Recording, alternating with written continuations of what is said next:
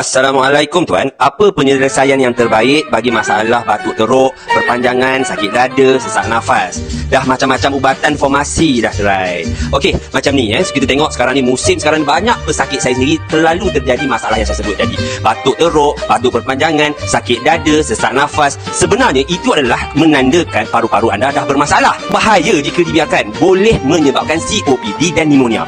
Anda yang ada masalah yang saya sebut tadi, jangan biarkan. Dengan zaman-zaman sekarang, dengan musim sekarang ni, macam-macam penyakit ada. Untuk membantu masalah paru-paru anda, nak tekan button dekat bawah biar kami bantu anda.